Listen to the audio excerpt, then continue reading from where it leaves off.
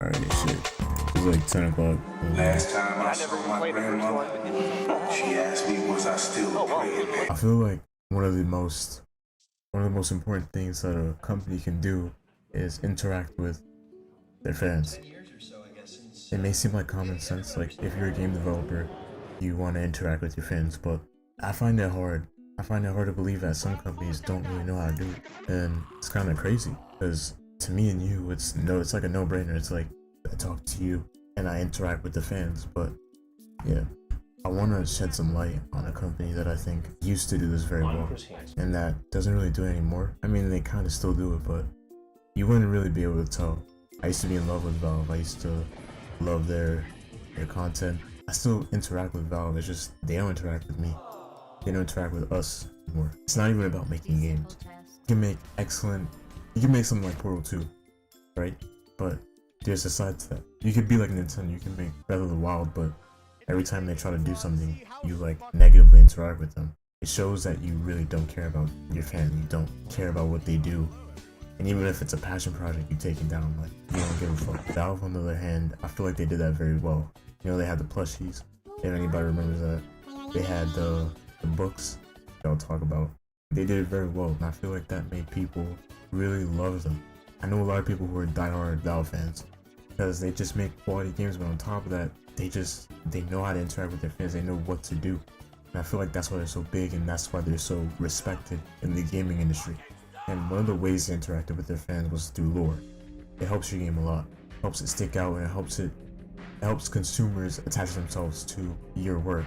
And I feel like Valve did that very well. They had not hard to understand lore, but you could understand it in like a second. I could tell you that, Black Mesa had an accident and, they fucked up. They were like, oh shit, creatures came from Zen and they started attacking. And I'm not like a big fan like that. It's just that, their lore is just so easy to get into. It's really good. Their lore is really planned out, and you can tell that by the lore developers, the people who worked on the story of Half-Life. They just knew what they were doing. And I feel like many gaming developers nowadays, they don't know how to do that. They don't know how to interact with their fans, and they don't know how to handle that area of their business. I can play a beautiful game, but there's no lore. There's nothing for me to attach myself, and while it's like, it's okay, the lore would help a lot. Because when I'm done playing the game, I can go and I can read up all of the lore, or I can talk to somebody about the lore. And I feel like that's the best part about Valve. Half-Life, Portal 2, these games have huge, like, libraries of lore. They have huge, like, books and shit like that you can read up on. And that really helps your game stick out. When you put that level of care that people are like, wow, like, there's a game, this game is awesome, but on top of that, there's a whole book of this shit, it really helps. The TF2, I don't like Team Fortress at all. I barely played it.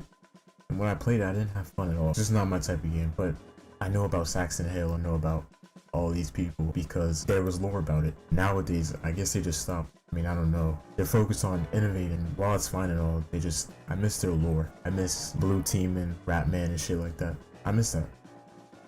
And I feel like they should bring it back. I feel like that would really stop the hate that they've been receiving recently. And I know you've seen it too. It's like, I go on YouTube and all this, it's just negative shit about Steam. It's like, what happened? Like, why is this happening? I don't ever remember this happening. Like, a few years ago, I would never ever hear about, negative shit about anything Steam. People used to see Gabe Newell as a god, and he could do no wrong, and here we are in 2024, and he's like, fucking up. But, yeah, that's, yeah, I just miss it.